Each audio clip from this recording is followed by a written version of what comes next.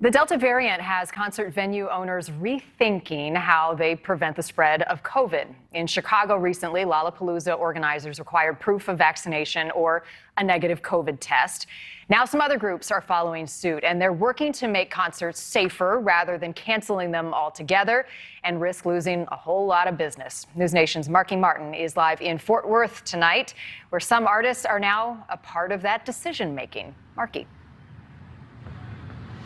Yeah, hey Marnie, we are at the honky-tonk of Texas, and after a year and a half of virtually no live music, concerts are slowly coming back again, which of course is sweet music to the ears of many. But with COVID on the rise, it is threatening to close those curtains once again, and it has some artists, like the one headlining here tonight at Billy Bob's, changing up their shows. I'm going to use tonight as a guidance to say, hey, we can do it, it's easy, or holy cow, we can't do it. Marty Travis runs Billy Bob's Concert Hall in Fort Worth, Texas. It bills itself as the largest honky-tonk in the world. Tonight, Jason Isbell is headlining. The musician asking all fans to show their COVID cards or negative test results at the door, even canceling a recent show in Houston where the venue wouldn't comply. So, Billy Bob's booked him. You have to have a driver's license to get a stamp that says you're 21 to drink. You have to have a ticket to get past the guy that takes tickets. Well, now you have to have vaccination papers to get past the guy to get in. It's just another checkpoint for us. And if people don't have it or don't want to come or want a refund, then take a refund. We'll give your money back. But if you're going to come to this show this night, these are the requirements of the artist.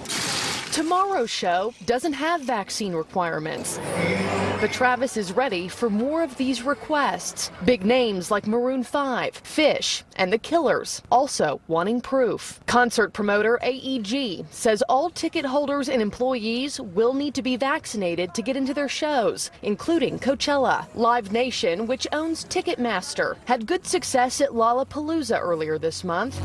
Many people feared a super spreader event, but the city of Chicago says there were only 203 cases connected to the 385,000 people who attended. We have to act now. We don't have time. And in New Orleans, a city that heavily relies on tourism, food, and music, the mayor enforcing some of the strictest mandates in the country.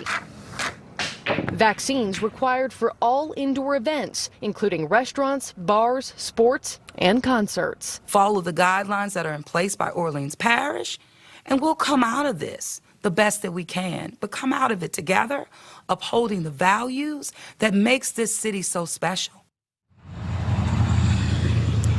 Now, this is happening all across the country, from California all the way to New York. Now, here at Billy Bob's, this big show is set to take place in just about an hour. Everybody inside, I can see the line now, everybody showing their proof of vaccination or a proof that they've been tested in the past 72 hours. But again, just to reiterate, the GM here just experimenting with tonight, tomorrow. It's back to no documentation, and it's back to just come as you are.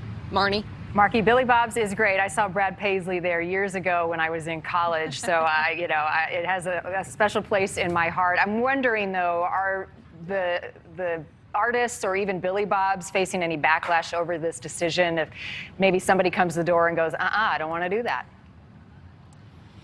Yeah, you're right. This is an institution here in Texas, but of course, the general manager saying he's never going to make everybody happy, from this decision tonight to what beer is on tap at the bar inside. Now, as for Jason Isbell, the artist who's headlining, he brought up an interesting point on Twitter. If we have that tweet, I'd love to pop it up for your viewers, Marnie. A critical fan came forward and said, hey, Jason, if you're so worried about everything, why don't you just pull a Stevie Nicks and cancel your tour?